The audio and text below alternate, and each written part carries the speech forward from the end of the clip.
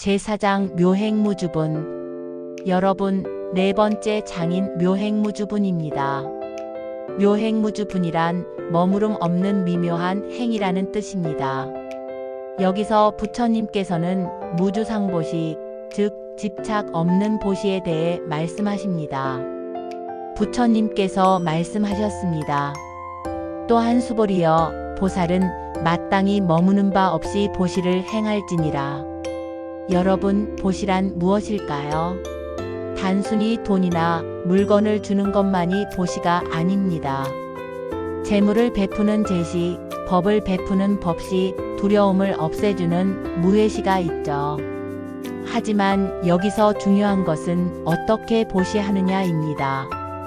이른바 색에 머물지 말고 보시하며 소리, 냄새, 맛, 촉감, 법에 머물지 말고 보시할지니라. 색성향 미촉법, 이것을 육진이라고 합니다. 우리의 6가지 감각기관이 접하는 대상들이죠. 눈으로 보는 것, 귀로 듣는 것, 코로 맡는 것, 혀로 맛보는 것, 몸으로 느끼는 것, 마음으로 생각하는 것입니다. 부처님께서는 이 어떤 것에도 머물지 말고 보시하라고 하십니다. 무슨 뜻일까요? 저 사람이 잘생겼으니 도와주고 못생겼으니 도와주지 않겠다. 이것은 색에 머무는 것입니다. 저 사람이 좋은 말을 하니 베풀고 나쁜 말을 하니 베풀지 않겠다. 이것은 소리에 머무는 것이죠.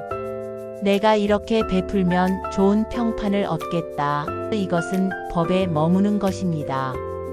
진정한 보시는 이런 조건들을 따지지 않습니다. 상대가 누구든 어떤 모습이든 어떤 반응을 보이든 그저 베풀 뿐입니다.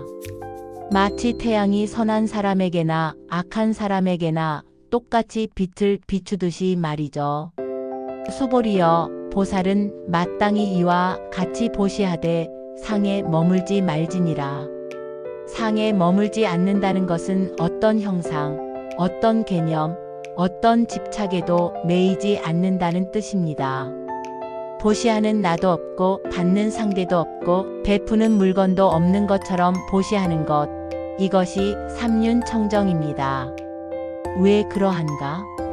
부처님께서 이유를 설명하십니다. 만약 보살이 상에 머물지 않고 보시하면 그 복덕을 헤아릴 수가 없느니라. 여기서 놀라운 말씀을 하십니다. 집착 없이 보시하면 그 공덕이 무한하다는 것입니다. 부처님께서는 이것을 비유로 설명하십니다. 수보리여, 동쪽 허공을 헤아릴 수 있겠느냐? 수보리가 대답합니다. 아니옵니다, 세존이시여. 수보리여, 남서북 사방과 위아래의 허공을 헤아릴 수 있겠느냐? 아니옵니다, 세존이시여. 허공은 끝이 없습니다. 아무리 멀리 가도 허공은 계속됩니다. 측량할 수 없고 한계가 없죠. 수보리여, 보살이 상에 머물지 않고 보시하는 복덕도 역시 이와 같이 헤아릴 수 없느니라. 왜 그럴까요? 집착하며 베푸는 보시는 한계가 있습니다. 나는 이만큼 베풀었다. 나는 이런 공덕을 쌓았다라고 생각하는 순간 그 공덕은 그 생각의 크기만큼만 됩니다. 하지만 아무 생각 없이 아무 집착 없이 베푸는 보시는 허공처럼 무한합니다. 이것을 물에 비유해 볼까요? 물을 그릇에 담으면 그릇의 크기만큼만 담깁니다. 하지만 물을 땅에 부으면 스며들어 어디까지 가는지 알 수 없죠. 집착하는 보시는 그릇에 담은 물과 같고 집착 없는 보시는 땅에 스며든 물과 같습니다. 수보리여, 보살은 마땅히 이와 같이 가르친 바에 머물러야 하느니라. 부처님께서는 마지막으로 당부하십니다. 보살은 이렇게 무주상으로 보시하는 가르침에 머물러야 한다고 말씀이죠. 여러분, 이 제사장이 우리에게 주는 교훈은 무엇일까요? 첫째, 진정한 선행은 조건이 없습니다. 이것을 주면 저것을 받겠지라는 계산이 있다면 그것은 거래이지 보시가 아닙니다. 둘째, 좋은 일을 하고 잊어버리십시오.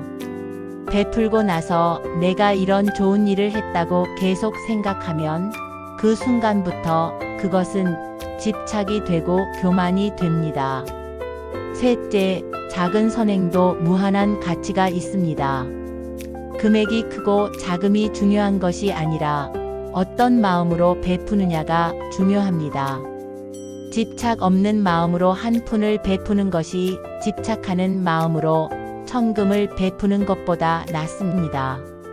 넷째, 일상의 모든 행위를 보시로 만들 수 있습니다. 미소 짓는 것, 친절한 말 한마디, 길을 양보하는 것, 이 모든 것이 무주상으로 행해진다면 위대한 보시가 됩니다. 묘행무주분, 이 장은 우리에게 집착을 버린 자유로운 삶의 길을 보여줍니다. 여러분, 오늘 금강경 제4장을 함께 읽어보았습니다. 금강경은 읽을 때마다 새로운 깨달음을 주는 경전입니다. 처음 읽을 때는 이해하기 어려웠던 구절들이 시간이 지나고 다시 읽으면 새로운 의미로 다가옵니다. 부처님께서 말씀하신 핵심은 간단합니다. 집착을 버리고 상을 떠나고 무주상으로 살라는 것입니다. 하지만 이 간단한 가르침을 실천하는 것은 쉽지 않습니다.